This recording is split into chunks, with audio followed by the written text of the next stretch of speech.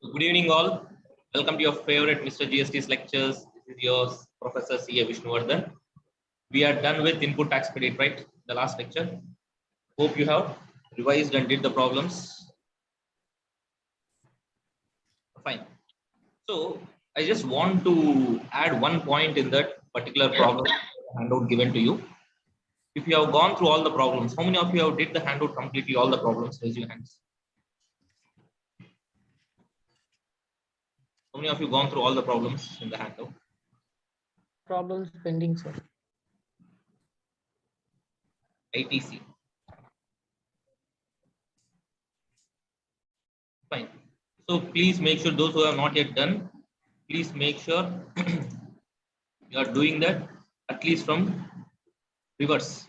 The handout, whatever has been shared to you, please start solving the problems from reverse, from back, so that you will come across some good problems actually. Fine. And one more thing is, have you come across anything called GST payable under reverse charge mechanism, which has been added to the liability and has been taken as RCM like this? If you have come across any problem, Yes, sir. Yes, sir. Question number 70.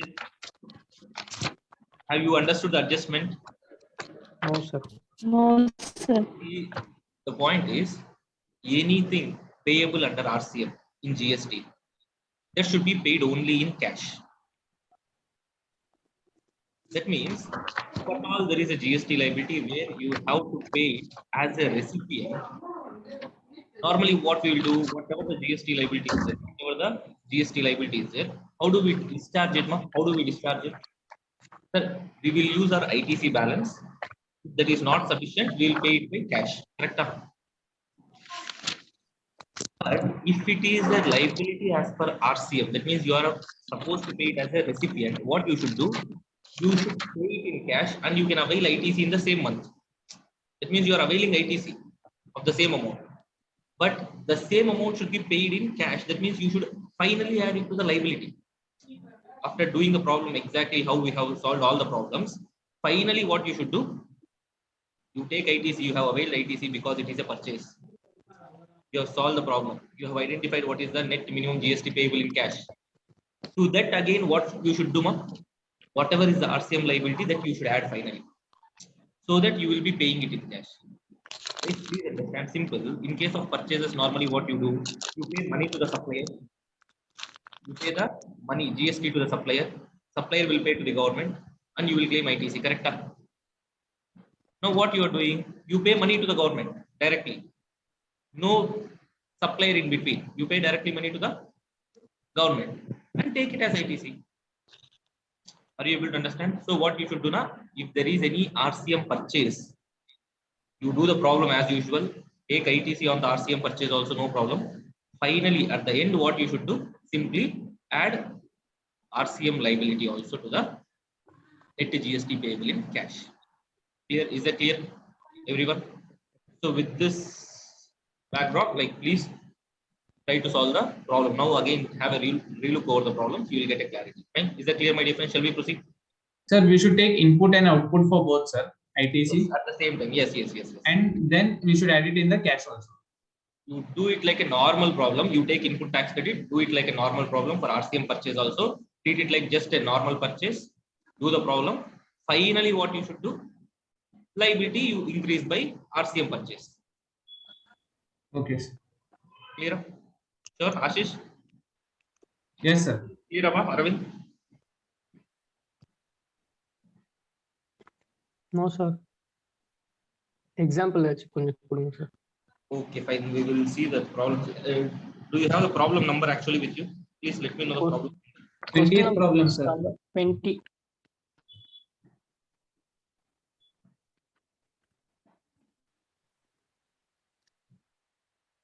Problem number? 20th.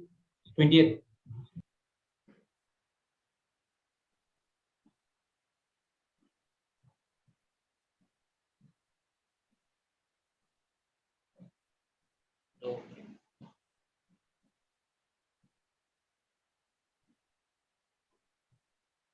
Availed consultancy services from Mr. Sujit, lawyer located in Delhi. RCM supplier? Is that the RCM supply? Yes. Sir. 1 second, I'll share.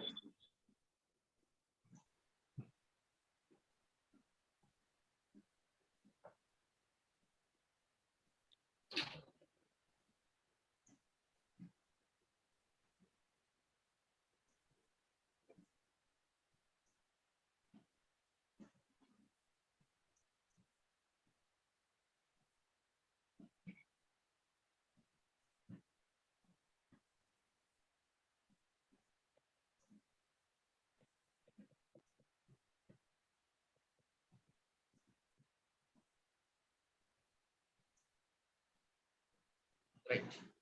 So this is what, right? Consultancy services from Mr. Sujit, lawyer. What is the worth, ma? 1 lakh rupees, sir. Yes, sir. So is it intrastate supply? So what you can do? 9,000 ITC you can claim. Yes or no? So have you claimed 9,000 ITC? Input tax credit. See, in the input tax credit, what did they do? First, they have taken the opening balances, brought forward ITC, and Yes, next sir. they have started doing the purchases. They have started dealing with the purchases. In that, they have taken purchase from what? Lawyer. Purchases from lawyer. The services, legal services. It is also a purchase for you. You can claim ITC 9,000. Yes, you have claimed it. You do like output tax minus input tax, same calculations, everything, and proceed further. So liability after set off. Look at this. Liability after set off. What is this liability after set off? 41,000 and 2,41,000. Till that we have discussed in the previous classes. So no, just like every normal problem, routine problem, you do it. But the logic is, now if you see, for all these purchases, what you did, my dear friends? You purchased from me. Let us assume you purchased from me. You paid GST to me. I paid to government. So you are asking ITC from the government. Yes or no? But for this purchase alone, that is the legal purchase services alone, what you are doing? You are not paying to the supplier, the lawyer. You are directly paying it to the government, and you are claiming ITC. But before paying it to the government, only you are asking for ITC here. Who will pay it to the government? Somebody should pay to the government, no, that amount. Somebody should pay that amount to the government so that government will give you ITC. Then Yes, you sir. can claim ITC as per section 16. It is clear. Tax has to be paid to the government by the supplier. Do you remember? Yes, sir. But this is an RCM supply. Supplier will not pay. So recipient, what you should do? You are claiming ITC, no. But for that, you should have paid tax to the government. So finally, after doing the entire net tax liability, identifying it, what you should do? You add the RCM liability. So for 41,000, you are adding 9,000, so it became 50,000. For 2,41,000, you are adding 9,000, so it became 2,50,000. Is it clear? Is it clear, everyone? Okay, sir. Right. So that's the only adjustment which I wanted to discuss with you. With this, we are Sir? done with. Yes. ஒரே doubt sir, அதுல வந்து club mention பண்ணிருக்காங்களா sir? Sorry? credit on other inward supplies purchased in the month of July on membership of a club ன்னு போட்டுருக்கல sir. அதுக்கு எப்படி sir credit எடுக்கறாங்க ITC? You done that problem? பண்ணேன் Only sir. 5,000. பண்ணேன் sir. அதான் sir doubt, அதை எடுக்கலாமா?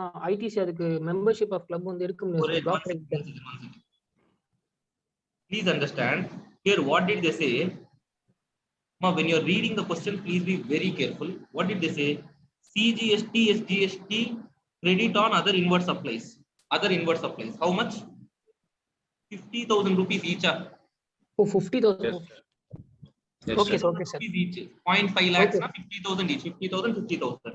In Okay. that, 5,000 club. Credit of 5,000 on account of membership of a club. So 50,000, you are reducing 5,000, you are claiming only 45,000. Okay, sir. Okay. Yes. So what did they give here?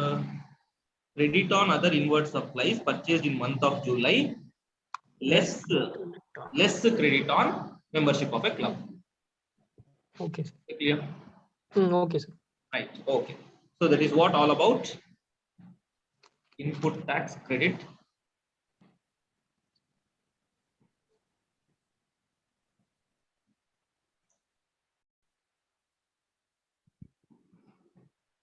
Fine. So let us start with chapter number 7, registration. In registration, whatever the key areas are there, that we will discuss briefly, and then we'll proceed with the next topic, RCM supplies. Today, if possible, we'll finish this registration topic and we'll finish RCM supplies, my dear friends. That is what the agenda. Fine. So coming to the point, chapter number 7, registration. See, normally what? Sir, I am doing business. Should I go for GST registration? That depends upon in which state you are doing the business and what you are doing. Are you dealing with goods only? Are you dealing with services only? Are you dealing with both goods and services? So the point is, what is that you are dealing with? What is your business? Is your business related to goods, or is your business related to services, or is your business related to both goods and services? And in which state you are dealing, which union territory you are doing the business? Is that clear? Shall we proceed? Right. So now, please understand, there is a threshold limit for registration. Obviously, you might have come across. So there is a threshold limit for registration. Now, what is the threshold limit for registration? If you ask me,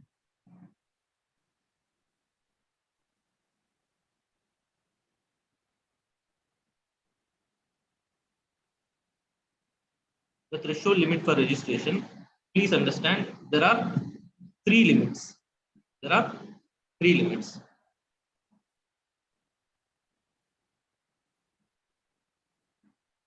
₹10 lakh,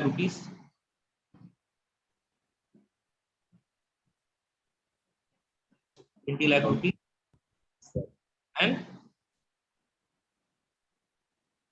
40 lakh rupees. exactly. So 10 lakh rupees. When 10 lakh rupees? Special category states की Special मात्रा category. So here the point is, please understand, 10 lakh rupees, whether you are dealing with goods or services or both, it doesn't matter. If you are in special category states, what are the special category states? What are the- Tripura, Nagaland. Mizoram, Tripura, Nagaland. Please understand, for composition scheme, special category states are different. For section 22, section 10, special category states are different for composition scheme. For section 22, the threshold limit for registration, the special category states are different. Is that clear? So there are 4 states, my dear friends. There are 4 states. You know MMT, make my trip. So remember, make my trip to Nagaland. That is the code actually to remember this. So M for Manipur, again M for Mizoram, Mizoram, again T for Tripura, Tripura, N for Nagaland. Nagaland. And you may get a doubt for M again. M means obviously, like we may recollect Meghalaya. So please understand, make my trip to Nagaland without Mega. That's all. That is the code. Mega will not come to Meghalaya. Sorry, to the trip. Right. So these 4 states, my dear friends, these 4 states, it is 10 lakhs. Please copy along with me. Please copy along with me. Please keep copying and also keep listening so that we can save some time. Section 22, subsection 1, the threshold limit for registration. So that is the story here. Next, coming to 20 lakhs, coming to 20 lakhs.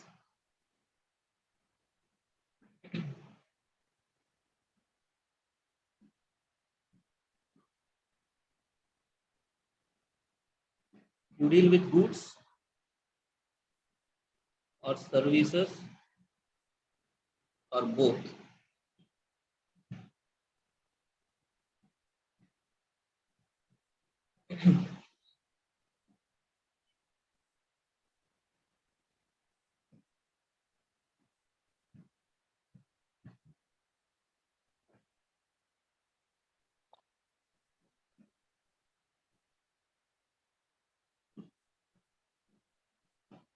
One second. Here, small correction.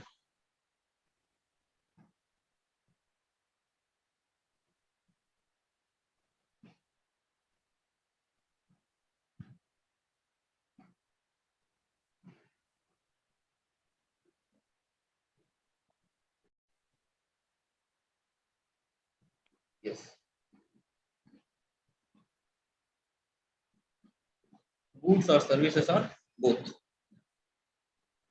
In 6 states. In 6 states. it is always 20 lakhs. The limit is always 20 lakhs, whether you are dealing with goods or whether you are dealing with services or both. It is 20 lakhs. Clear? So now, what are the 6 states? See, normally what you all watch cricket matches or no? In cricket match, like in cricket, how many stumps are there? 3, 6, So this side 3, that side 3. So total 6. 6. Yeah. So 6 stump. So just one small addition, 6 stump, that is the whole.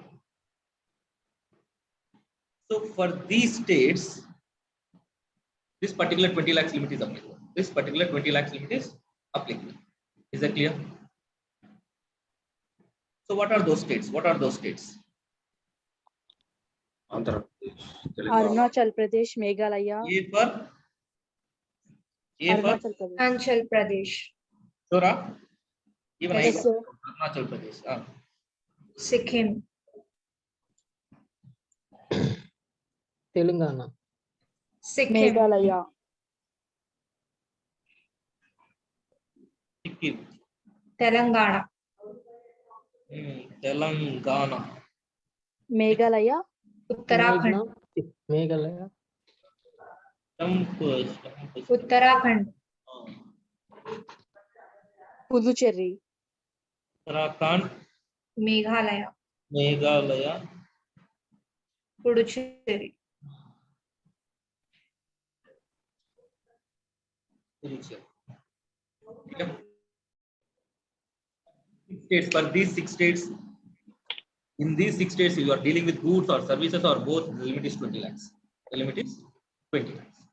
Clear?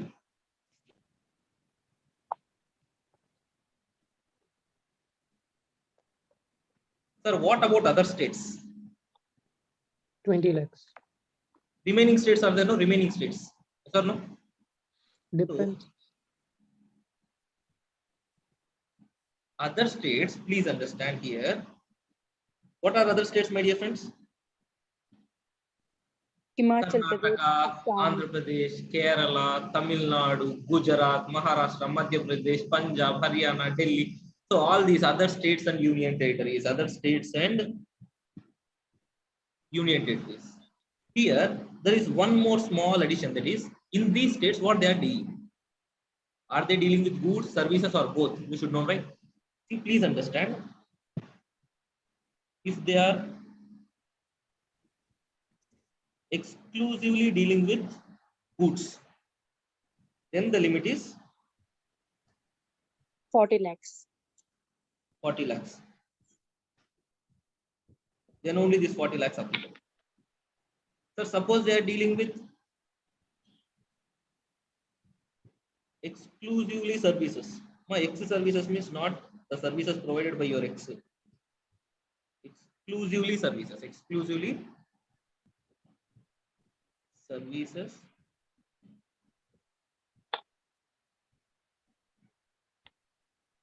Goods and services. Suppose you are dealing with both goods as well as services. Then 20 lakhs. is the limit, it is rupees 20 lakhs. Is that clear? So simple. There are only 3 limits, 10, 20, and 40. When 10, sir, always for special category states, it is 10 lakhs. Whether they are dealing with only goods or only services or both, it doesn't matter. So for Manipur, Mizoram, Tripura, Nagaland, it is 10 lakhs. For 6A stump states, whether they are exclusively dealing with goods, exclusively dealing with services, or both, it is always 20 lakhs. For other states, if they are exclusively dealing with goods, then only 40 lakhs limit. Otherwise 20 lakhs. 20 lakhs. 20 lakhs. That means if they are exclusively dealing with services or both goods and services. Fine. Okay. Copied, my everyone. Copied. Shall we proceed? Yes, sir. Anybody still copying?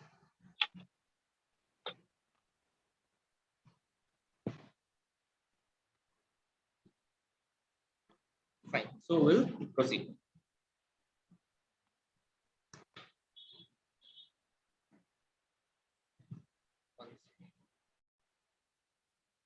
Clear? Shall we proceed? Shall we proceed? Right. So look at this now. Look at this. And please understand, yes, one more important thing is here, what is this 10 lakh, 20 lakh, 40 lakhs?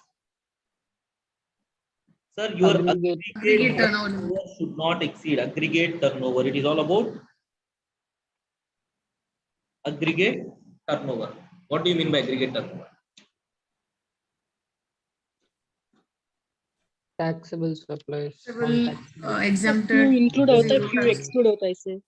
export supplies, supply, So all the taxable Out- supplies all the from outward supplies.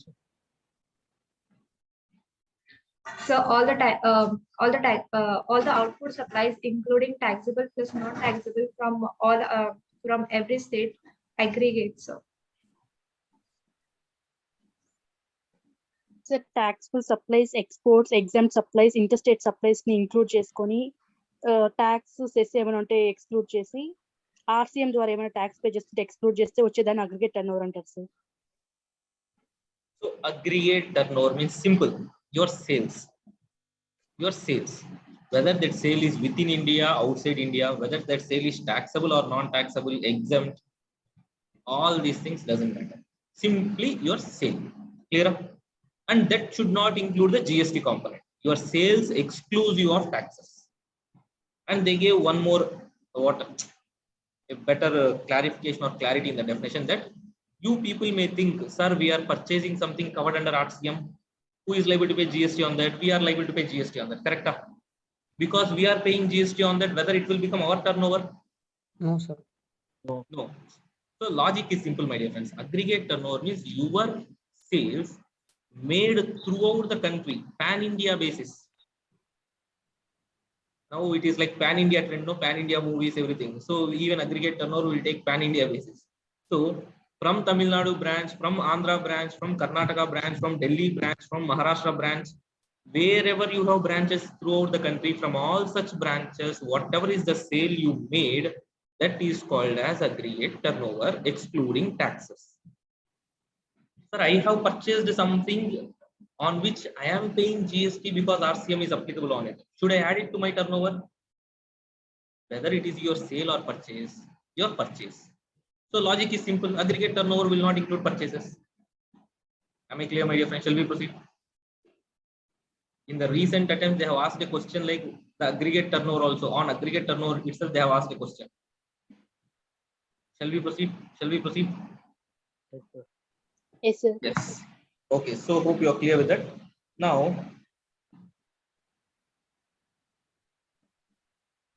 look at this, look at this.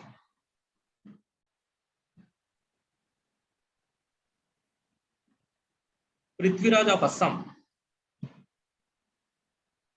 exclusively engaged in supply of shoes. Exclusively engaged in supply of shoes. Aggregate turnover is 20 lakhs. Aggregate turnover is 20 lakhs. What is the threshold limit applicable for him? What is the threshold limit applicable for him? 40 lakhs. 40 lakhs. Leave about Prithviraj. I have already revealed the answer there a little bit. So let me go with this Shivaji of Telangana. Dealing with exclusively supply of toys. 20 lakhs. 20 lakhs, sir. 20 lakhs. Exclusively dealing with toys. What is the threshold limit? 20 lakhs. 20 or 40? 20. 20, sir. Telangana. Okay. So should take registration or not? Yes, sir. Okay. According to you, yes. Next, exclusive dealer of ice cream, supply of ice cream. What is the threshold limit? 20 lakhs. 20 lakhs. Ice cream is a good or service? Both. Okay, Both, fine. sir. What is the threshold limit? What is the threshold limit? 20 lakhs. 10, 20, 40. 20. 20. Now please understand one Sir, small ice addition cream. here. One small addition here. Cream pond. There is 40 lakhs no here. 40 lakhs limit is there no? Yes, sir. This 40 lakh relaxation, what is that? If you are exclusively dealing with goods, where you are located, you are not located in special category states, you are not located in 6A stump. In any other state, if you are located, what is the threshold limit, my dear friends? 40 lakhs. 40 lakhs. 40 lakhs, correct? Yes, Yes, sir. Please understand, this 40 lakh relaxation is not applicable.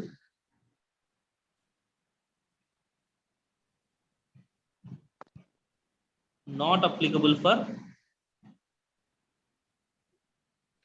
this relaxation is not applicable for our Shah Rukh Khan, Akshay Kumar, and this fellow Ajay Devgan. For these people, this 40 lakhs limit is not applicable. Why? Why? They will say, no, always in television, Vimal Pan Masala, Vimal Pan Masala. For such people, this relaxation is not applicable. Alcohol. Tobacco products.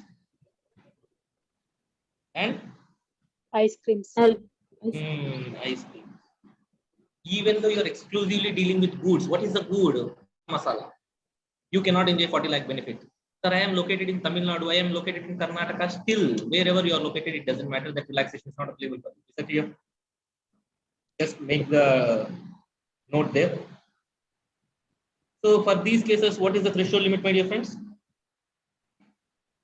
It is either rupees 20 lakhs or rupees 10 lakhs if you are located in special category states.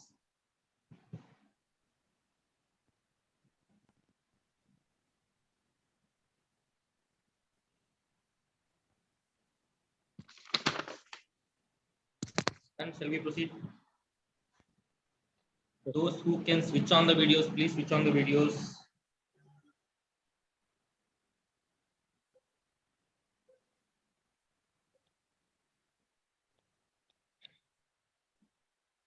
Done, right? Let us proceed. So now tell me, in this case of ice cream, what is the threshold limit, my dear friends? 20 lakhs. Sir, it is Telangana. Only limit applicable is 20 lakhs for everything. Yes or no? Whether it is goods or services or both. Yes. Fine. Leave about that. Let us go with Ashoka of Manipur. It is a special category state, sir. 10 lakhs is the threshold limit. So for anything 10 lakhs, goods or services or both. Yes, in all sir. the cases, Yes, sir. he is supposed to get registered. Yes or no? Yes, sir. Assam alone, let us see one more time. So tell me, ma, for shoes, for Assam, what is the threshold limit? What is the threshold limit? 20 lakh. 40 40 lakh. 40 lakhs. 40 lakhs. 40 lakh. Is it coming under the special category states? No, No, sir. sir. No. Is it coming under 6A stump? No, sir. No, sir. No, sir. So, 6A stump. A for Arunachal Pradesh, not Assam.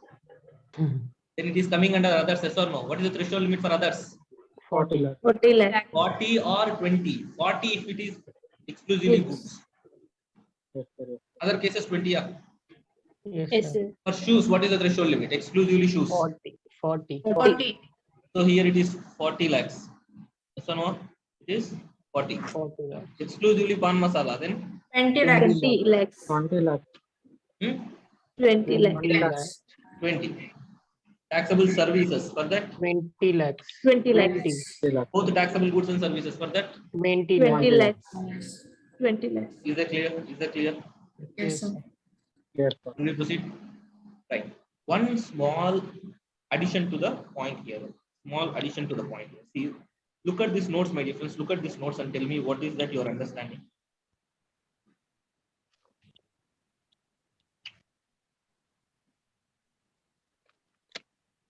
First of all, should I register in each and every state from where I am doing the supply?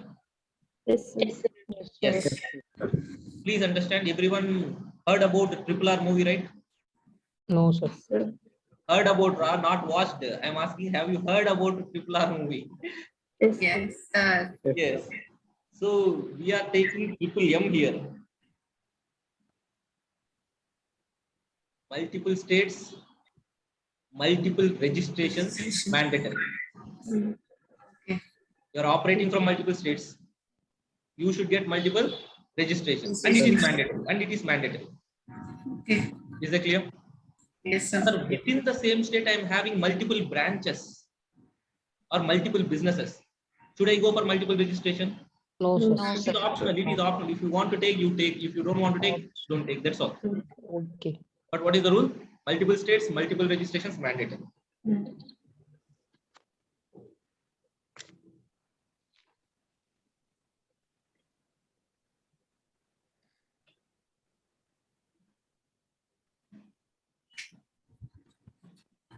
Multiple registrations mandatory. Clear? Same state. It's optional. Optional.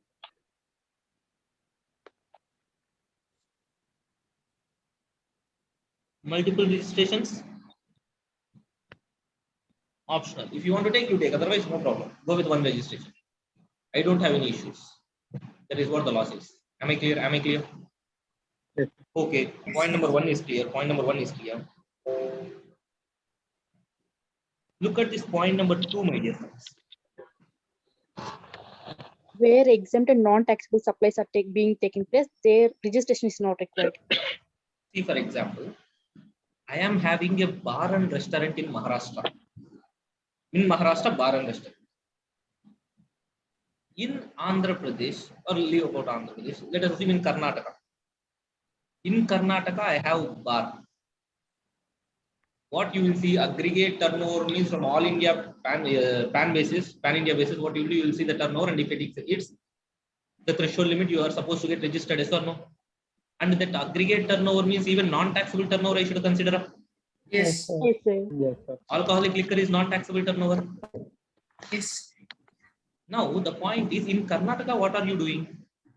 Bar Karnataka and restaurant. exclusively bar, only liquor. Okay.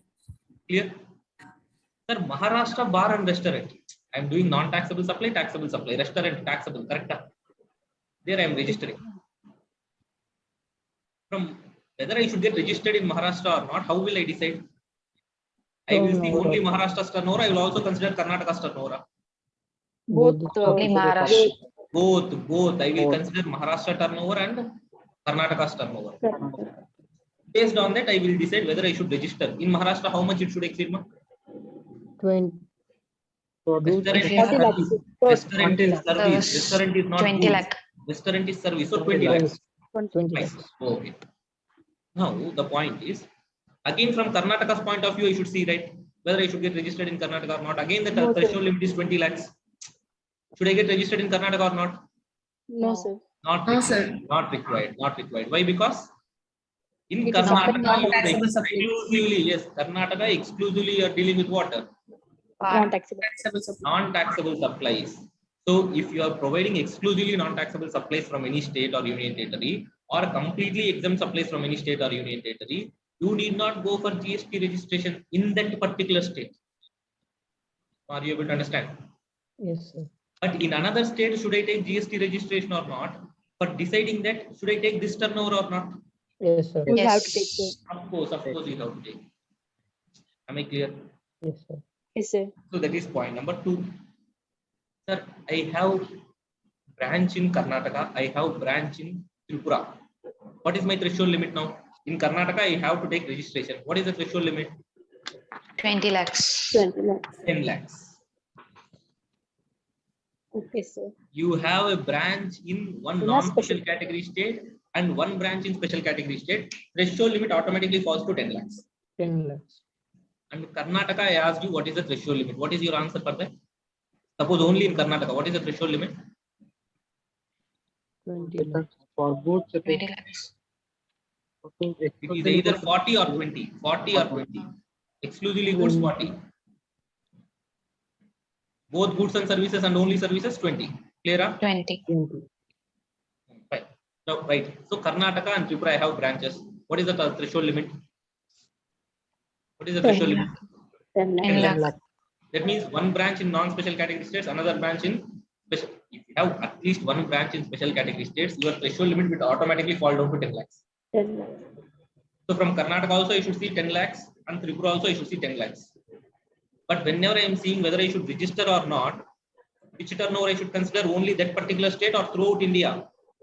Throughout India. Throughout India, all India basis, the turnover you have to consider with the same PAN.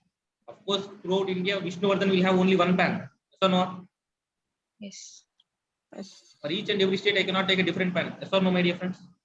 Yes, sir. So while applying for registration, PAN is the basic document. Whether I am applying for registration in Karnataka or Jammu and Kashmir, I will give the same PAN card. So on PAN India basis, what is the turnover that you should consider whenever you are supposed to take registration, whenever you are taking a decision to see like whether I am liable for registration or not, you should consider PAN India basis turnover. Clear? If you are having any branch in special category states, the turnover threshold limit will fall down to 10 lakhs. 10 lakhs. Am I clear? Shall we proceed? Yes, sir. Right. Sir. Now there is one more super duper beautiful point. What is this fourth point talking about? Sir, if special category state is supplying exempt or non-taxable supplies, then threshold will not reduce it to 10 lakhs, sir. Correct. Very good. That's the point. What you said, Vishnu sir, in the previous point, if you have special category state branch, threshold limit will automatically fall to 10 lakhs up. Is it affecting your threshold limit? Yes or no? Yes, sir. Yes. Yes. Suppose, sir, in the special category state, I am dealing completely non-taxable supply, or I am doing completely exempt supply. Now, will it affect my threshold limit in another state? No. No. No, it will not. Am I clear? Am I clear? Yes, sir. Sure, Amma, everyone.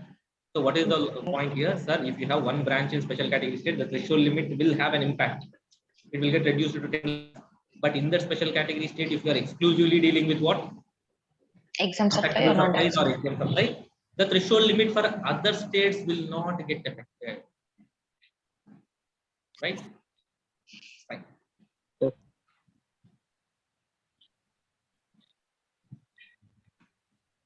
1 second, please.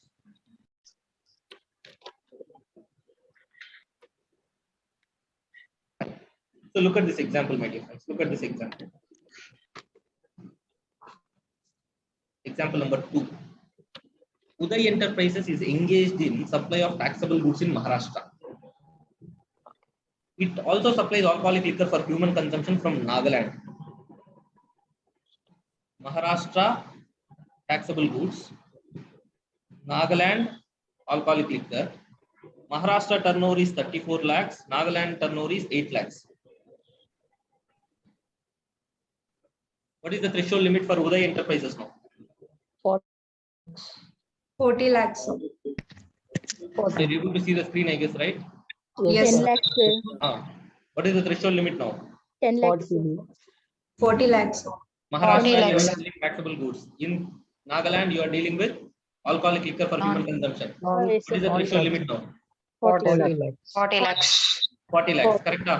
Yes, sir. Why? Because in Nagaland, you are exclusively dealing with Non-taxable. Taxable supplies. Now tell me, in this case, Maharashtra, you made a turnover of 34 lakhs. Nagaland, you made a turnover of 8 lakhs. Should you get yourself registered in Maharashtra? Yes, sir. Yes, sir. Yes, sir. Should you get registered in Maharashtra? Yes, sir. sir. Yes, sir. Maharashtra, what is the threshold limit? 40. 40 lakhs. What is the turnover in Maharashtra? 34. Then why you should get registered? We should So take. we have to include non-taxable Turnover supplies includes for Nagaland. aggregate turnover. Because you All should India. take pan-India basis turnover. Yes, correct. That means somewhere else I am also doing some other non-taxable turnover. Should I add it or not now? Yes. Yes. So Include 34 exempt plus supply. 8, 42. So it exceeds 40 lakhs, you should get registered. Clear? Yes, sir. Is that clear? Yes, sir.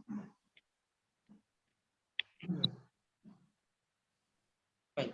So that is what about threshold limits. That is what all about threshold limits.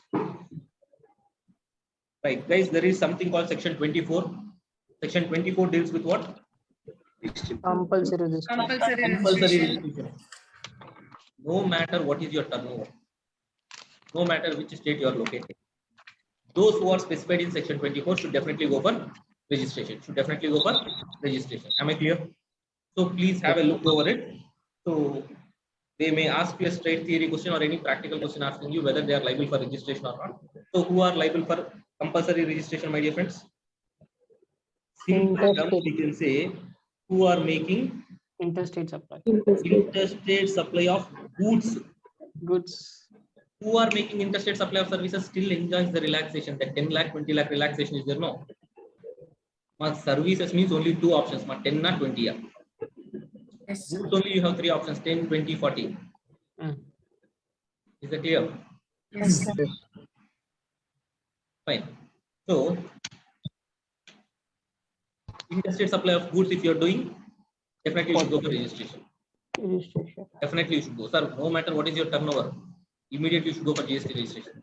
But there is a relaxation for notified handicraft goods. There is a relaxation for notified handicraft goods. Even though you are dealing with interstate supply of notified handicraft goods, you need not go for GST registration. You can enjoy that 10 lakh, 20 lakh benefit. You can enjoy that 10 lakh, 20 lakh benefit. According to section 23. According to section 23.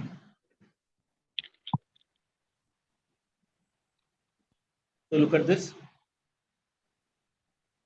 So section 24, 23 combined reading we are just discussing. 24 is what? Compulsory registration. 23 is what? What are the cases where you need not go for registration? So what is 23? What is 23? Section 23? Liable for registration. Not required to register. Okay. Not liable for registration. So what is this, my dear friends? Section 24 says that compulsory registration. Section 23 says not required for registration. So according to this, what is that? If you are making interstate supply of goods, you have to definitely go for registration. But if the goods are notified handicraft goods, you can still enjoy the benefit of 10 lakh, 20 lakhs. But what is the condition? That you should obtain a PAN card and generate e-way bill whenever you are transferring the goods. Am I clear? Am I clear with this? Shall we proceed?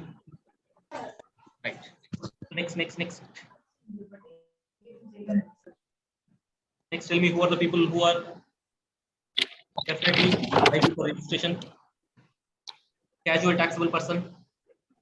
Again, for casual taxable person, we give the relaxation. What is that? Same. If you are dealing with notified handicraft goods. What do you mean by notified handicraft goods? Where predominantly they are made with hand, not machine. Machine.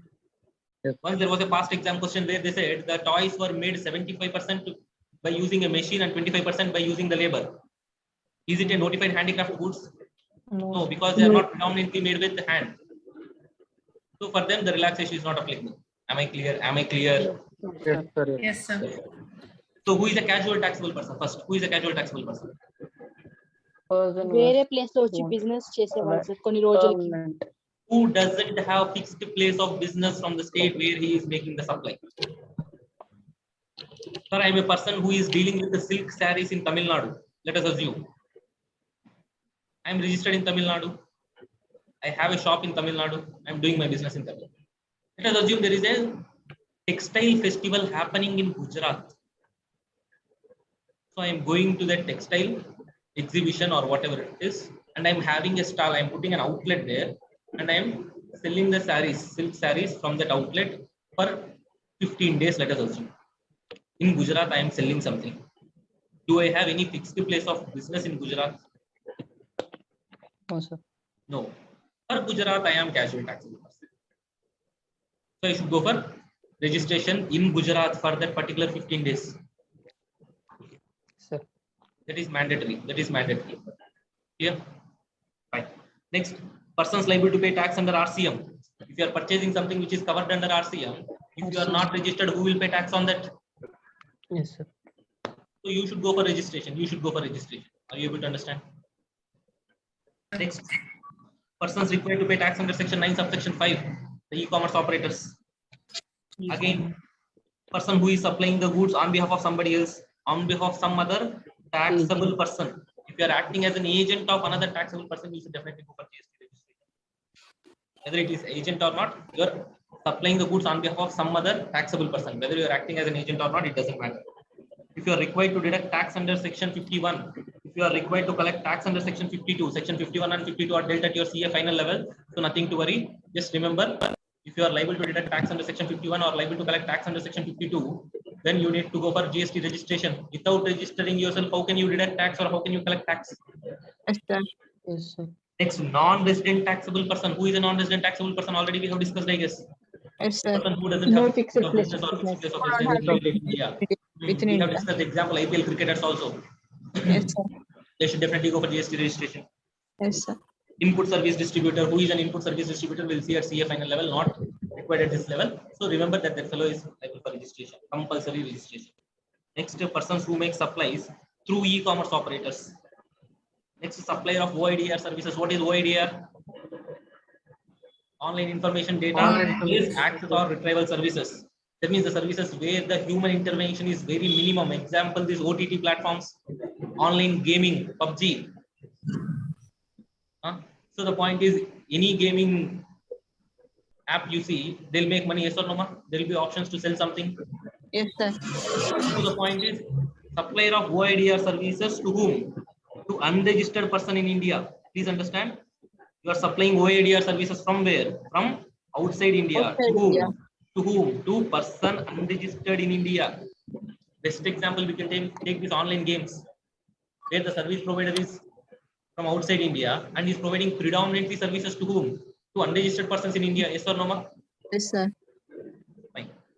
And any other notified persons in future, if the services are supplied, sorry, they are notified, then they are also supposed to get registered compulsory. Here, section 24, just go through that section 24 quickly. So, if at all there can be a question like who are liable for registration, so you can just answer practical question also. Next, section 23. Section 23 is nothing but giving relaxation. Who are not liable for registration? Who are not liable for registration, my dear friends? Number one. Already we have understood this. What is that? non-taxable supplies. If you are exclusively dealing with non-taxable goods or services or exempt goods or services, you need not go for GST registration. What is the need when I don't have liability? Correct. An agriculturist. Agriculturist means here only individual or HUF. It is not like a company with the objectives of carrying the agriculture. Only individual or HUF are covered here, obviously. And please understand, majority cases like what is that? Any agricultural produce which you generate out of cultivating the land is exempt from GST. Again, you need not go for GST registration. Next, case 3. What is this one? Persons who are engaged in making exclusively RCM supplies. What is that? In section 24, we have seen if you are receiving RCM supplies, you should definitely go for GST registration. If I am making RCM supplies, GTA. my customer will pay GST. Then why should I take GST registration? Yes. You able to understand? So the point is, you need not go for GST registration. Yeah. Next, what is point number 4? Persons making interstate supply of services can enjoy the threshold limit 10 lakh, 20 lakh. That is why in section 24 I discussed interstate supply of goods. If you are dealing with interstate supply of goods, then only you are supposed to get registered. Compulsory registration is applicable. But if I am dealing with services, you again enjoy the benefit of 10 lakhs or 20 lakhs. 20 lakhs. Is it clear? Next, exemption from registration is provided to this point we have already discussed. Right? Yes. So that is what all about section 23. So we have dealt with section 22 subsection 1, the threshold limit for registration. Section 24, compulsory registration. Section 23, not liable for registration. So that is what all about 22, 23, 24.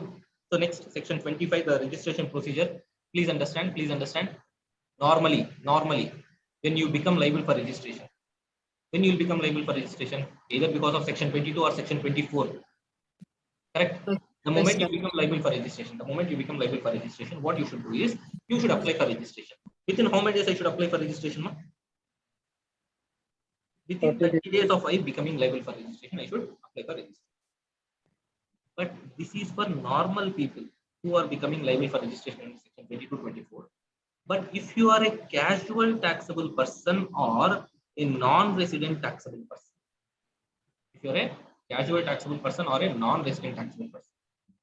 you should apply for registration at least 5 days prior to the commencement of business. Is that clear? That is the only difference. So others become liable for registration, apply for registration within 30 days from the date of becoming liable.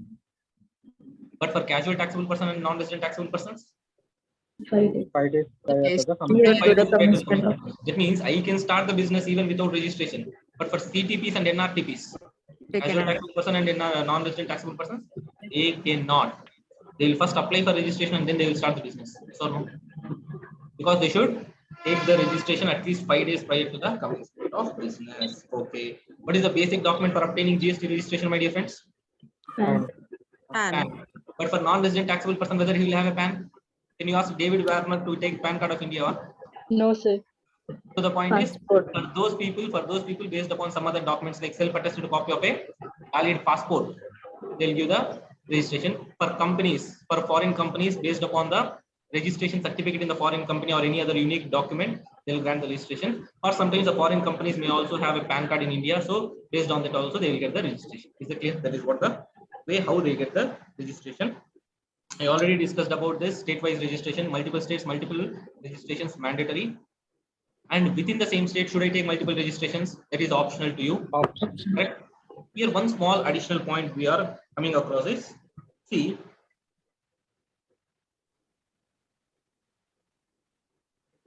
look at this point, my dear friends. Sir, in Maharashtra, let us assume, I am having two branches. Two branches. How many registrations I should take?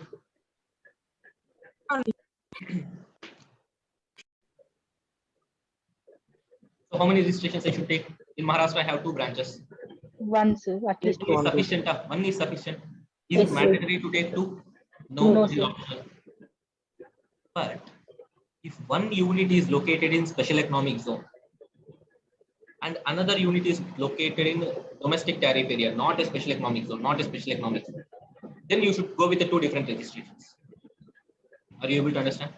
Yes, sir. Within the same state, you have two units. One unit is in special economic zone and another unit is outside special economic zone. How many registrations I should take? I should take separate registrations for the separate two units. Clear? Yes, sir. Next, can I take voluntary registration? Yes, sir. Section 22 or section 24, I am not becoming liable. I want to register voluntarily because my friend also registered under GST. Even I want to register, sir. Can I do that? Yes. Yes, sir, we can. Voluntary registration option available as per section 25 subsection 3. Next, distinct persons under section 25 subsection 4 and subsection 5. Do you remember what is distinct persons? DPs, not the DP which comes in PUBG ma. Distinct persons. Number Santosh. Yes, sir. One place, A principal branch. place, additional place, branch. So a person who is having multiple registrations will be treated as distinct persons. So Vishnuvardhan registered in Tamil Nadu, Vishnuvardhan registered in Andhra Pradesh. Both the cases, Vishnuvardhan is only one, correct? Yes, sir. But for GST purpose, we will treat Vishnuvardhan of Tamil Nadu is different from Vishnuvardhan in Andhra Pradesh. Is it clear? It is not Yes, because sir. of my name Vishnuma, it is because of the law. So as per the law, you have multiple registrations. For each registration, with respect to another registration, will be treated as registrations of two distinct persons. Is it clear? Shall we proceed? Yes, sir. Right. Next, unique identity number. What is this unique identity number? Sir, for any specialized agency of UNO or multilateral financial institutions or organizations notified by notified or any embassies or all these people, they will obtain unique identity number to claim refund of taxes paid by them on some notified purchases. Whatever the supplies they are making, outward supplies are exempt from GST. So no tax liability will be there for them. So they cannot utilize ITC. So for the notified supplies received by them, they can claim refund. For that purpose, they are getting some unique number called unique identity number. This is a centralized number. For each state, they will not have a different UIN. This is a centralized UIN. For the entire country, there is only single UIN. Sir. Yes, Santosh. Right, sir. And distinct person circular, sir. Hmm? I'll on the distinct person circular, sir. The distinct person, while writing the provision, it will always get confused regarding that registration and establishment, sir. Why those two? Yes. Please understand. There is subsection 4 and subsection 5. The difference is not between the establishment or unit. The focus is not on that. If you read subsection 4 properly, subsection 4 and 5. This is 25 subsection 4. This is 25 subsection 5. Person who is or required to obtain multiple registration within the same state or multiple registrations in different states. That means here you are comparing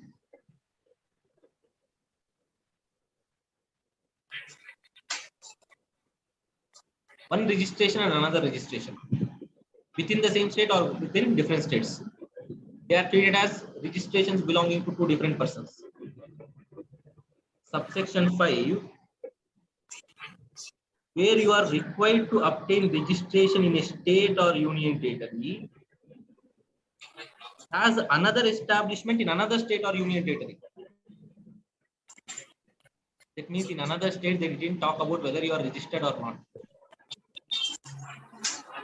Clear? So here it is all about what you do in subsection 4. You compare two different registrations. Clear? But in subsection 5, you compare two states. Clear? Not Alia, but two states. One state you are not registered. Another state registered. In both the states, if I am registered, I am taking them as distinct persons as per subsection 4. But sir, what you said earlier in the previous example, Maharashtra, I am doing bar and restaurant, registered. Karnataka only bar, not registered. Clear? Now whether they are distinct persons? Yes, as per subsection 5. Subsection 4 is two registrations, same state or different states. Subsection 5 compulsory two states, one state registered, another state not registered. Then also you are a distinct person. Right. Hope it is clear for everyone, distinct persons, right? Okay. Next, suo motu registration by proper officer. Please understand, you are doing business honestly and evading taxes. In such case, if the proper officer finds out that, clear? So please understand, proper officer during any survey or inquiry or inspection or search or any other proceedings, they have found out that you bloody buffalo, you are not taking registration, even though you are liable for registration. Then what the proper officer will do? First, they will grant a registration on temporary basis. They will grant a registration on temporary basis, and they will ask you to submit the documents, relevant documents, to grant the final registration. What you will do now? You have one option. What is that option? Option 1 is submit an application for registration. Let me shut your mouth, submit all the documents, get the registration, and come out. Or what is that option 2? You have, when you should do this? Within 90 days from the date they granted you the temporary registration. No, sir. I am feeling that this stupid fellow officer doesn't know anything. He passed a wrong order. I am not liable for registration. That is what you are feeling. So what you will do now? You will go file an appeal. Filing an appeal. And in appeal, what happened? Finally, you lost the appeal. The appellate authority has decided you have to get registered. You are liable for registration. Then what? Within 30 days of getting the judgment order, you should apply for registration. You should submit all the documents. Clear? That is the story. Suo motu registration is what, sir? If the proper officer believes that you are liable for registration but not registered, then what you can do? Sorry, what he can do? He can grant you a temporary registration. He can grant you a temporary registration. Once the temporary registration is granted by him, you have two options. Either follow his instructions, apply for registration, submit all the documents within 90 days. Or you go for an appeal. If you are winning in the appeal, no problem, enjoy. Or if the appellate authority has passed an order against you, then within 30 days, you please submit the documents and get yourself registered. Next, procedure for registration. So this procedure for registration, you can just go through here. One small important thing is Aadhaar authentication has been added. See, normally there are two parts in registration. Part 1, part 2. Part 1 is to be done by whom? Part 1 is to be done by whom? Applicant. Part 2 has to be done by proper officer. It means first you fill the application and give it to me, then I will do the processing. So how do I fill the application? So in the application, first I have to give my mobile number, mail ID, and PAN number, and I will validate them. And then I will give the details of me, like who am I, whether it is a sole proprietor or a company, and give the place of business where I am carrying out the business, and I will submit all the proofs related to that, and I will fill the application. After filling the application, please understand there is a concept called Aadhaar authentication. What is that Aadhaar authentication? Now, the mail ID what you have given while registering, to that mail ID they will share a link. In that link, what you have to do, you will open the link that will take you to a different browser. There you should enter your Aadhaar number, and the mobile number which is linked to the Aadhaar will get an OTP. That OTP should be entered there. If you enter that OTP, the department feels like, okay, you are existing, you are not a fake citizen, and they will go with the further processing. Suppose your Aadhaar and mobile are not linked, you will not get that OTP. That means Aadhaar authentication is failed, correct? Now you will get a doubt. Sir, what if I am a private limited company? Companies will have Aadhaar card. The authorized signatory for a company will have the Aadhaar card, no, the managing director or any other director. For them, we will do the Aadhaar authentication. If it is a partnership firm, for any of the partner, we will do the Aadhaar authentication. If it is a HUF for Karta, we will do the Aadhaar authentication. Like this, we have the options. So, if you have not selected Aadhaar authentication, or you failed to do the Aadhaar authentication, in that case, processing will be done. Your application will be processed, but only after making a physical verification of the premises where you gave the office address. You said that, sir, from this particular location, I'm going to carry on the business. That address will be physically verified by the department, and then they will prepare the report, and based on that, they will process your application. Is that clear? That is the one of the recent initiatives taken by the department. Am I clear? Fine.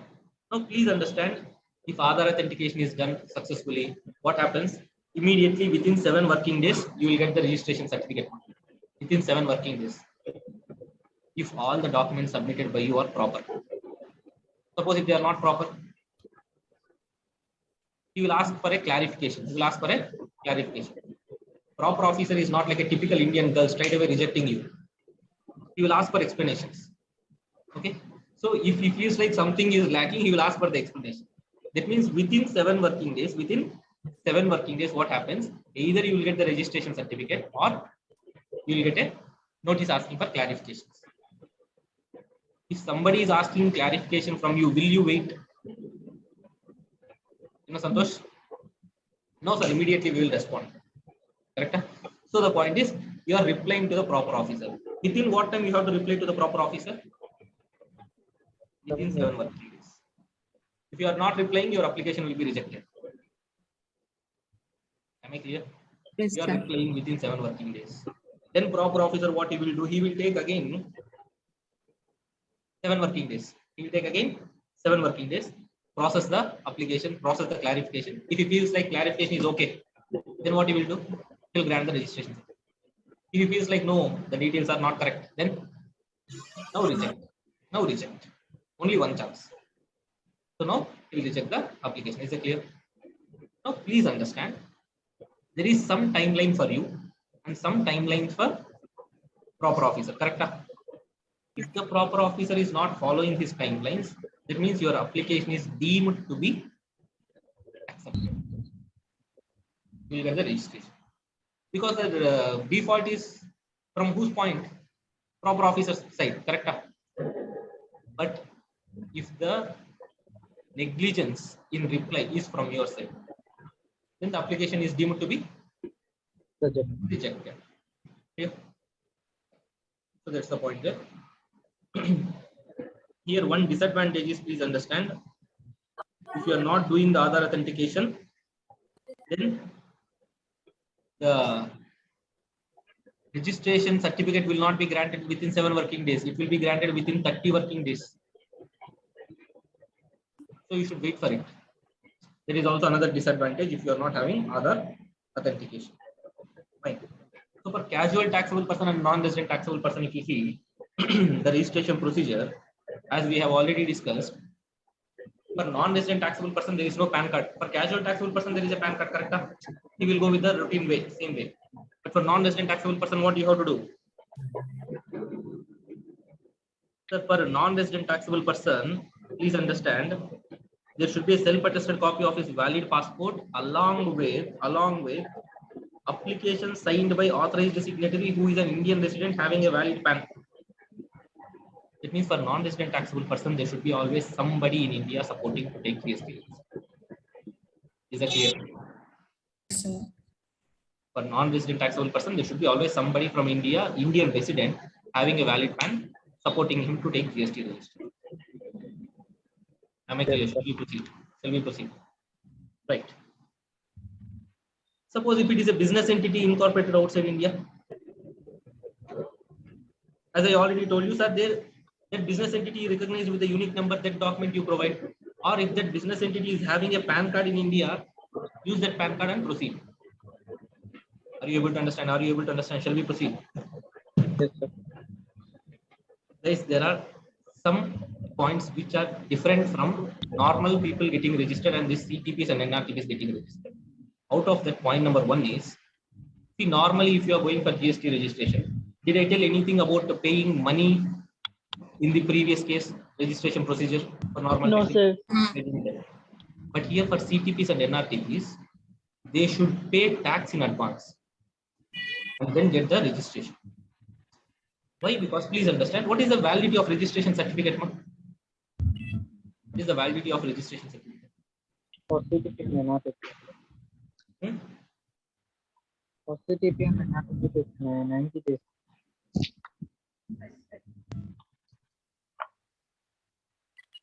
For normal people, it is like lifetime validity. Yes or no?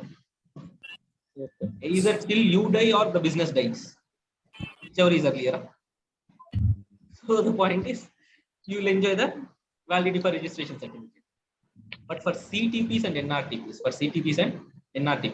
what is the validity for GST registration? Maximum 90 days. Maximum. Yeah. So tell me whether David Warner is coming to India to play IPL and settle here in India. No, sir. Stay for a shorter duration, does his business and leave. I'm going to Gujarat, participating in textile exhibition. How many days? Maximum 2-3 weeks. Do the business there and come again back to Tamil Nadu.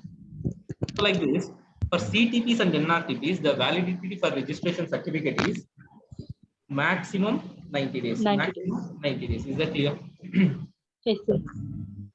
If they're asking only for 10 days, We can see. they'll get only for 10 days. If they're asking for 110 days, Extra No, amount sir. of account, sir. 90 days. They will get only for 90 days. And sir, I want to extend this, sir. Can I extend the validity? Can I ask for extension? Yes, sir. You can ask for extension. When you can ask before the expiry of validity, or after the expiry. Before the expiry. Before. Before the expiry only, you call it as extension. If it is expired, you have to go for a new application. So before expiry, again, how many days I can ask? Maximum again 3 days. 90 days. Again, if you want another extension, can you ask? No, No, sir. sir. No, you cannot. The first I took for 30 days, ma. Now I am asking extension for another 30 days. Now can I ask for extension? Yes, sir. Sir. No. Okay. Apply once, ask for extension once. That's all. How many days you are asking, it doesn't matter. Maximum 90. That's all. Apply, extension, application and extension. Clear up. For application, you ask maximum 90 days. Extension, ask maximum 90 days. But once extension is asked, after that you cannot ask. You cannot say, sir, 90 I have not utilized. Clear up. Yes, sir. Shall we proceed? I have taught you two differences. One is difference regarding validity. Number two, regarding paying tax. Now, as a CTP, I am taking registration. How many days I want registration? 10 days. What these people are saying is, Mr. Vishnu, for those 10 days, how much business you are going to do? How much business you are going to do? That business, for that business, what is the tax liability? You calculate. You deposit that in advance. Then we will give you registration. That is what the loss is. Am I clear? Yes, sir. Yes, sir. Because they are not trusting you. You are a bloody casual taxable person and non-resident taxable person. I am going to Gujarat. Gujarat tax authorities cannot catch me for coming Tamil Nadu. They cannot invest so much of money. Sir, no. Be about casual taxable person. Think about non-resident taxable person. What they will do? They keep on calling the foreign cricketers after playing IPL match like, hey, you have not paid the GST liability, please deposit the tax. What they'll do? Yes, sir. Next coming Monday I will pay. When you call Monday again, what they'll say? Sir, next coming Friday I will do, sir. Definitely, pakka, 200%. Next on Friday, if you call, again next Saturday, sir. So you cannot follow up the payments, right? So they are not trusting you. So please pay the tax in advance and get the registration. So those are the two differences. Am I clear? Can we proceed, my dear friends? So that is what the registration procedure. Please go through with the registration procedure of CTPs and NRTPs important. And effective date of registration. What is the effective date of registration? What is the effective date of registration? Effective date of registration means, sir, look at this question. Straight away, let us discuss the question. Look at this, illustration 6. With the help of the illustration itself, let us understand the concept. What is that, my dear friends? Sir, one fine day, let us assume 1st November, I am becoming liable for registration. And I am applying on 28th November. Registration certificate is received on 5th December. From which date I am effectively set to be registered? The law says, if you are becoming liable for registration and within 30 days, if you are applying for registration, then the date on which you became liable for registration, from that date you are effectively set to be registered, no matter when your registration certificate is granted. Clear? So what is the law? What is that law saying us? Sir, you are becoming liable for registration. Within 30 days you are applying for registration. Within 30 days you are applying for registration. From which date you are effectively set to be registered? From the date on which The date of becoming liable for registration. Sir, suppose if I am not applying within 30 days, then date on which the date of grant of registration certificate. Clear? That was the point there. Fine. Next, amendment of registration, sir. If there is any change in the data what I have given in the application, suppose my mobile number changed, or my mail ID got changed, or my address, the place of business where I am carrying on the business got changed, or additionally I have started another branch, so there is an additional place of business now. So all these details to be updated with the department. So there might be some changes in the application what you have already made while applying for registration. So those changes, should you inform to the department? Yes, you should. Okay. So there can be two types of changes which can be called as core field amendments, non-core field amendments. Core field means which are something very important like change in the address, additional place of business, or any principal place of business, all this stuff. Non-core fields like your mobile number, mail ID, bank details. If it is a non-core field amendment, please understand, if it is a non-core field amendment, the moment you make an application, it automatically gets amended. But if it is a core field area, then We have to take separate registration. proper officer has to process it. Again, the same story, like proper officer will verify the details, and if the details are satisfactory, he will grant the amended registration certificate. Otherwise, he will ask for clarifications, and you have to submit the clarifications. Those things with the details. See, if there is any change within 15 days from the change, you should inform to the department. What the department has to do, the proper officer within 15 working days from the date of your application, he will either grant the amended registration certificate or he will ask for clarifications. If he is asking for clarifications, then what the taxpayer has to give the reply within how many days? 7 working days he has to give the clarification. And the clarification is given now, proper officer should take that clarifications and see whether he should grant the amended registration certificate or not, or should he reject it. That he should decide within again 7 working days. Clear? So that is related to amendments. Complicated, all this stuff. Fine. So let us understand something very important again. That is cancellation of registration. Once you apply for registration, can it be cancelled? Yes. Who can cancel it? Sir, I will only ask for cancellation, sir. Voluntary cancellation or suo moto. Suo moto means proper officer feels that if he has to cancel your registration, then he can cancel. Clear? Please understand, in these cases, either you ask for cancellation or proper officer also will cancel. In the following cases, anybody can do that. When, my dear friends? 1 second.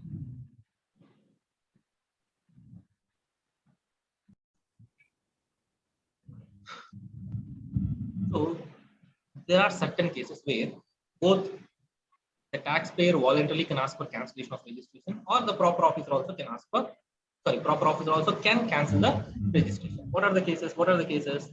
Sir, if there is any discontinuation of business, you have discontinued your business, you will go and ask, sir, I have closed my business, sir, please cancel my registration. Or proper officer will see, okay, this fellow is not doing any business, he will cancel. Or in case of transfer of business, the proprietor becoming Om Namah Shivaya, or amalgamation, demerger, change in constitution of business, sole proprietor became partnership, from partnership became company, private limited company. In such cases, taxable person other than voluntarily registered, the section 22 or section 24 asked me to register, so I took registration. But now you have amended section 22 or 24, I am no longer required to get registered. Then also I can ask for cancellation. Look at this. These are the cases where you will not ask for cancellation. Proper officer will come and cancel your GST registration. What cases? What cases? What are those cases? You are not at all conducting any business from the declared place of business. You have said in the application for registration, sir, this is the particular area from which I am carrying on the business. One fine day, the proper officer thought, okay, let me go and check what this fellow is doing. There he has been like visiting the premises which is you have given in the application, the address. There he came and observed, you are not conducting business. Leave about you are conducting business. There is no building, nothing. There are cows and buffaloes eating grass. A vacant land. He was literally shocked and he decided to cancel your registration. Next, you are issuing invoices or bills without doing any supply actually. Your business itself is selling invoices. Hey Santosh, you want ITC? Yeah? Take this invoice. Ashish, you want ITC? Yeah? Take this invoice. So your business itself is selling the invoices. That means issuing fake invoices. Then also the proper officer can cancel your registration. Or you are violating anti-profiteering measures. So what is this anti-profiteering measure? Anti-profiteering measure means normally because of GST the prices has to come down. So that means the business entities will enjoy the benefit of ITC, so they should reduce the sale price. That is what the lawmaker's intention, so that the general public will get the advantage. If you are not passing that advantage, then the department can cancel your GST registration. Okay. Next, you are violating the provisions of Rule 10A, that is updating your bank account details. The moment you get registered, you update your bank account details in the GST portal. If you are not doing that, your registration can be cancelled. Or you are availing ITC in contravention of section 16. Do you remember section 16 conditions for availing ITC? You are not following those, then the department can cancel your registration. You are furnishing GSTR1. In GSTR1, what you will do, man? You will give your outward supply sales details are only sales details. What you will do in GSTR3B? You will do the summarize, like you will summarize what is your output tax and what is your input tax, that are both and pay the tax liability. In GSTR1, you are showing 10 lakh sales. In 3B, you are showing 7 lakh sales. There is a difference, right? So in such cases also they will cancel your GST rates. You are violating Rule 86B. What is Rule 86B? Rule 86B. Rule 86B. You are violating the provisions. After this discussion, I will teach you what is Rule 86B, a new concept. Let me just finish that. Fine. So if you are violating the provisions of Rule 86B, then also we will cancel your GST registration. You are not filing your returns for a continuous period of 6 months. This is like the very, very popular thing in the market now. You are not filing your returns and the department people will issue a notice of cancelling your registration. So for what period? For a period of 6 months continuously. Or if you are under composition scheme, 3 consecutive tax periods.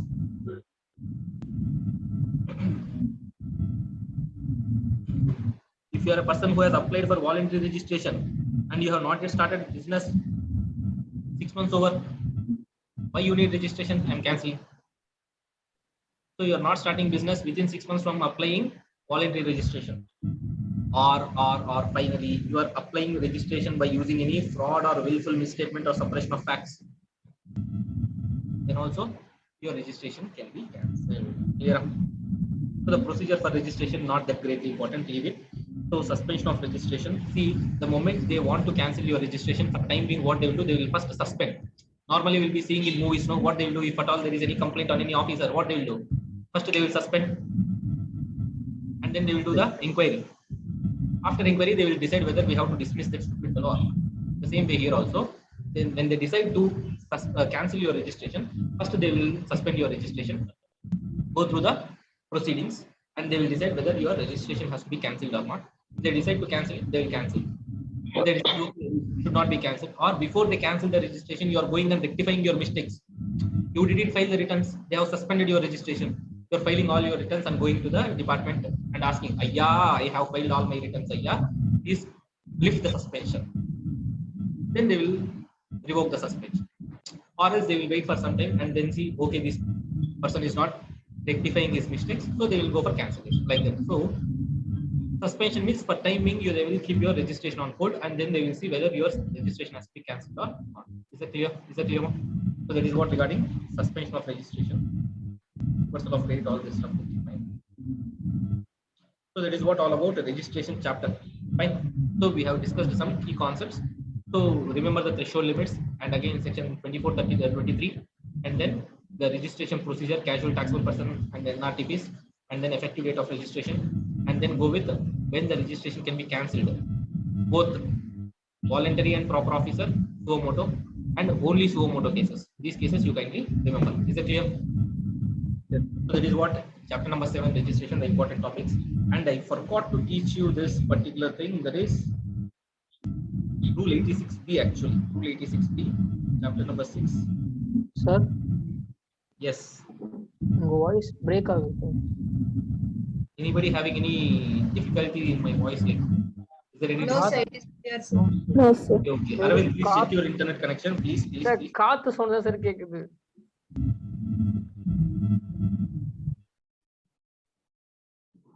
Fine. So let us discuss Rule 86B. What is this Rule 86B? To whom it is applicable? Very, very simple. No? Very, very simple. Normally, what you will do when you are supposed to pay or supposed to discharge your GST liability, how do you discharge it? Credit ledger. ITC. Use credit ledger, ITC balance. If not sufficient, Cash. yes, yes. Here, sir, I have a sufficient ITC balance, sir. Then completely I will use ITC balance. I will not pay anything in cash. Correct? So what Rule No, 86B? Rule 86B? What it is saying now? Please understand. If your value of supplies, if your value of supply is greater than 50 lakhs, is greater than 50 lakh per month. Per month. If you are not having this concept in your study material, just give a side heading in your notebook, write down Rule 86B, and just write down whatever I have scribbled here. If you have a study material, just scribble in your study material. That's all. Fine. So now the point is, what is this Rule 86B? Please understand, sir, my value of supplies in a month is more than 50 lakhs. It is not greater than or equal to, it is greater than. It is exceeding 50 lakhs in a month. And the value of supply is excluding what, ma? Excluding what? Excluding what? Exempt supplies, zero rated. Exactly, exempt supplies and zero rated supplies. What are zero rated supplies? Nil rate. 0% tax, 0% Export. GST rate. Export. sir. So where we can avail ITC, but zero rate of tax is needed to be paid.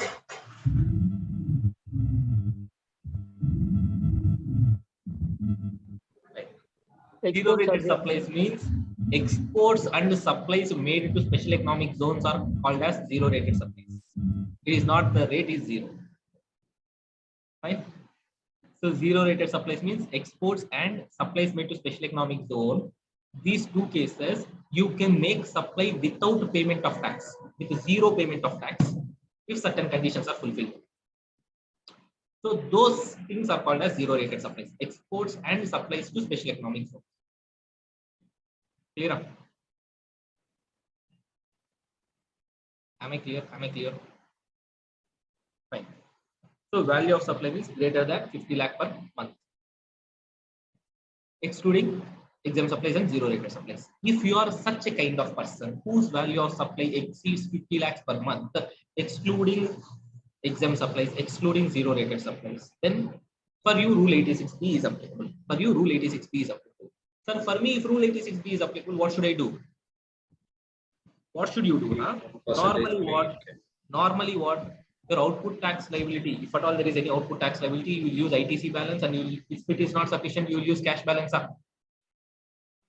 But if rule 86B is applicable to you, what you should do now? You should discharge your tax liability at least 1% in cash. At least 1% in cash. Definitely. That means what? Sir, my liability is 10 lakhs. My liability is 10 lakhs. For me, rule 86B is applicable. My liability this month is 10 lakhs, let us assume. Now, on 10 lakhs, if I see my credit ledger balance, there is 12 lakhs credit ledger balance. Normally, what I will do, I will use 10 lakhs from credit ledger and I will discharge the liability. My tax payable in cash will be 0, correct? But because for me, rule 86B is applicable, what should I do? On 10 lakhs, at least, even though you have 12 lakhs ITC, even though 12 lakhs ITC you have, you cannot use completely. On 10 lakhs, what is 1%? Your liability is 10 lakhs. Your liability is 10 lakhs. That liability, at least 1% you should discharge in cash. So what is 1%? 1 lakh. On 10 lakhs, what is 1%? 10,000 rupees. 10,000. That means at least 10,000 you should pay in cash. Is it clear? Is it clear? That is what rule 86B more simple. So copy this. So any registered person who is making a supply, value of supplies exceeding 50 lakh in a month, for that month what he should do? He should pay tax at least 1% in cash. At least 1% of his tax liability should be discharged in tax. His gross tax liability, 1% at least should be discharged in cash. Clear? Value of supply greater than 50 lakhs, value of supply excluding exempt supplies and zero rated supplies. So example. What is the Example is there. Example is there below. First copy this. The page number, boलिए sir. Page number 6.66.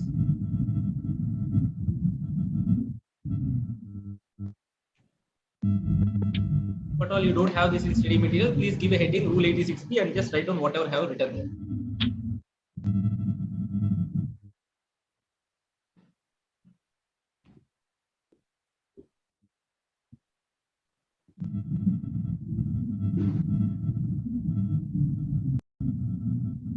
Mark the topic important one.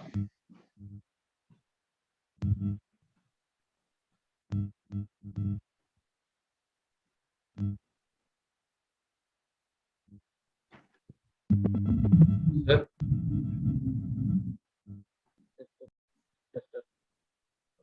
So, rule 86B says that if your value of supply in a month exceeds 50 lakh rupees, excluding exempt supplies and zero rated supplies, you should discharge your tax liability, gross tax liability, at least 1% in cash. Correct? But this rule 86B is not applicable in following cases. What are those? Number one,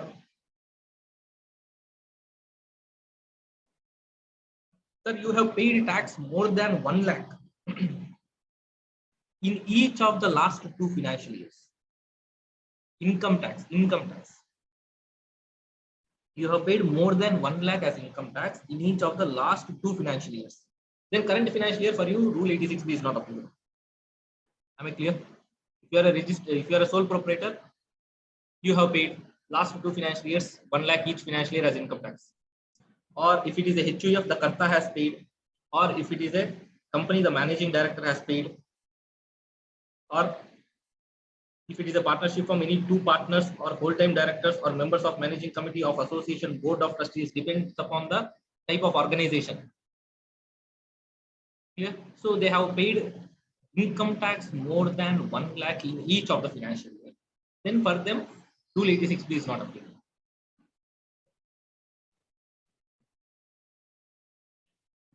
Or to whom this Rule 86B is not applicable, my dear friends? Second case is you have received a refund of ITC of more than 1 lakh. So please understand, you are a registered person and you have received a refund of ITC more than 1 lakh from the department. Why department will give you refund of ITC? Unutilized balance in your ITC account. That means your ITC balance is so huge, which remained unutilized, and you have claimed refund because of what? Sir, I am providing zero rated supplies, or because of inverted duty structure. Zero rated supplies, exports, supplies made to special economic zone. In that case, you keep on accumulating ITC. Because this is a fast track batch, I cannot have the detailed discussion on this, so please understand. So because of zero rated supplies, you have some unutilized ITC balance, or because of inverted duty structure. What is inverted duty structure, ma? That means whatever you are purchasing on that GST rate is high, but what is that you are selling on that GST rate is less.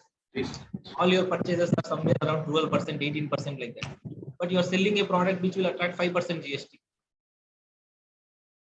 So that is what we call as inverted duty structure. So because of these reasons, some unutilized ITC balance is there in your account. You claimed it as a refund. Clear? In the preceding financial year. So current financial year for you, Rule 86B is not applicable. Am I clear? Why? Because even though if I ask you to follow Rule 86B, again there will be something unutilized ITC balance in your account. Again you will ask me refund only, no? So for you, this rule is not applicable. Third exception. What is the third case, ma? If you look at the current financial year, you have been paying taxes, GST, and at any given point of time, if I take the tax liability, whatever you have discharged, always you are discharging by cash only, majority of cash. That means if I see the tax liability till date, whatever you have discharged, is obviously more than 1% in cash. Then why should I ask you to follow Rule 86B? Are you able to understand? That means look at this example. Financial year 21-22, financial year 21-22. What is that? Up to August, your output tax liability was 30 lakh rupees. Ma. Screen up, sir. One second.